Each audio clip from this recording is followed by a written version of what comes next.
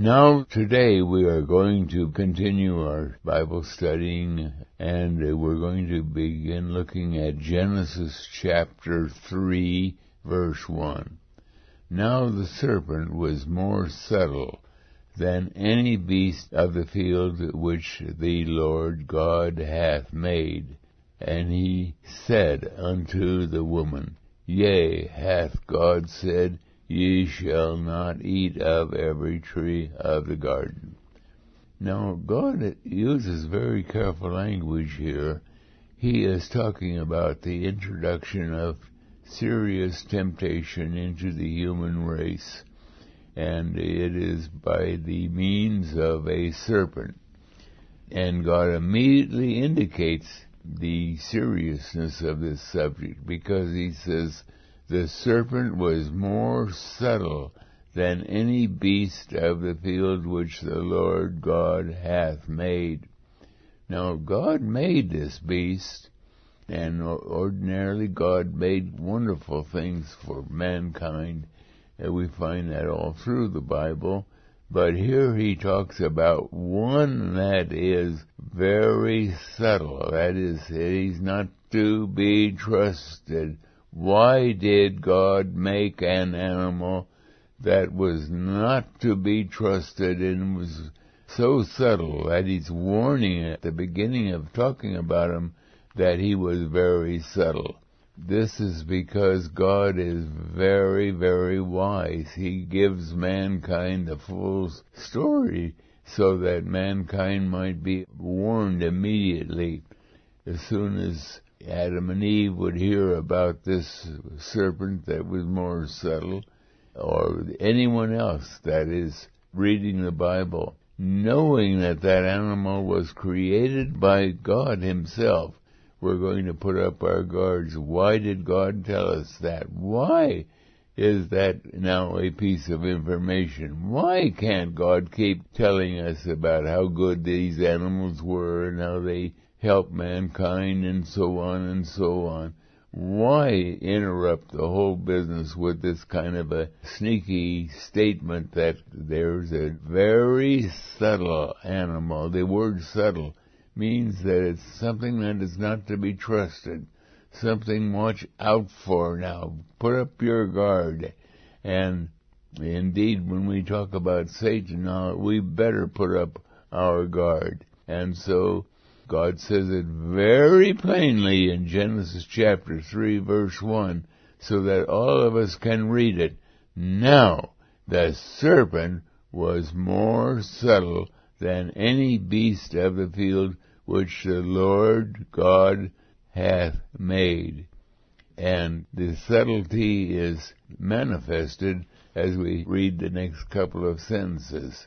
And he said unto the woman, this very deceptive, subtle beast that God had created. Now remember, when God created mankind, he also set up a testing program. And that became a very, very important part of creation, a very important part of God's plan for the human race. And so we cannot skip over this lightly at all. It's very important. God set this up. And this subtle creature begins to show his deceptiveness immediately, because he said to the woman, Yea, hath God said, Ye shall not eat of every tree of the garden? And had God said that? The answer is yes and no. Yes, in a way you could say that God had warned, there's one tree I've created you're not to eat of. So that would mean you're not to eat of every tree. But God didn't use that kind of language. God just said they were not to eat of that tree. But the minute that this subtle creature said to Eve, Yea, hath God said, Ye shall not eat of every tree of the garden? That said something a little different. it made it more difficult to know what's going to follow next. And Satan very carefully chose this language because it immediately puts mankind on the defensive so that they are saying, wait a minute, what are you talking about? Ye shall not eat of every tree of the garden. Yes, God had said that, but he didn't use that kind of language. He said, and the woman said unto the serpent, we may eat of the fruit of the trees of the garden, but of the fruit of the tree which is in the midst of the garden, God has said, ye shall not eat of it, neither shall ye touch it. Now here we find in an addition that was not originally stated at all. She says, he told us that we could not eat of that tree and we could not touch it. That was not true. God had commanded them to care for the garden, and he did not stipulate you're not to care for the tree of the knowledge of good and evil. That tree too had to be pruned, it had to be irrigated, it had to be cared for. But here she has bought the suggestion in that he says, ye are not to touch of this tree at all. Ye are not to eat of it, neither shall ye touch it, lest ye die.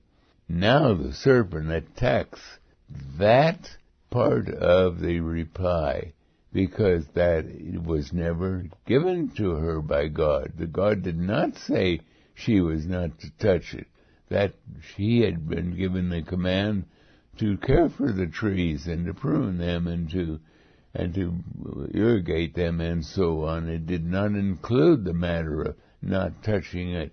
This is the way Satan works. He works with 90% truth and 10% falsehood, and then he builds on the falsehood. And we get trapped into that all the time when Satan is out to try to get us. But she goes on, but of the fruit of the tree which is in the midst of the garden, God has said, ye shall not eat of it, neither shall ye touch it, lest ye die. And the serpent said unto the woman, ye shall not surely die.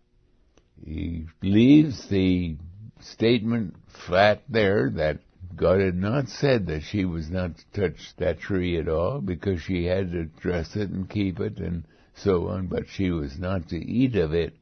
But the serpent has made his point that God was not telling the whole story. God was not giving all the information, and therefore when God tells you something, don't hesitate to examine that statement to see what leeway it might have. And that's where sin really magnifies in the world, because we look at our desires and we can soon work around a command of the Bible that seems to deny our desire, and we can find a few words we can add or subtract and make it palatable to our conscience that it is perfectly acceptable. We're still being faithful to God. This is the way Satan works. This is why the Bible comes out in clear language in verse 1 of Genesis chapter 3. Now the serpent was more subtle than any beast. That is, he was more deceptive. He had more ways of trying to work around the question so that he could get you to agree with him. In so doing, you'll end up being completely against the Lord God. And that is the way sin operates.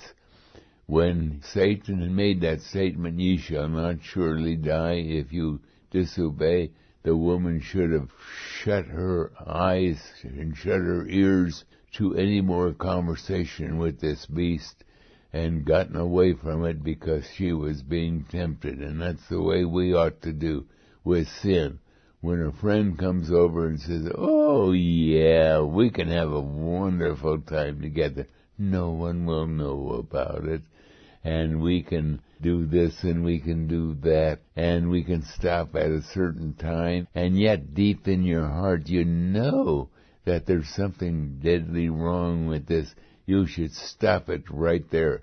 Sorry, I don't want to talk about it anymore. Please, I don't want to talk about it anymore. You're tempting me." And they're going to be calling you names. "Oh, you are so close-minded. Oh, you are so dumb. Oh, you are this. Oh, you are that." Okay, I'm all of those things maybe, but I'll tell you one thing. I do not want to be tempted. And I know that Satan goes about as a very subtle person, and he operates through mankind, through men and women, and I want to stay as far away as possible from this.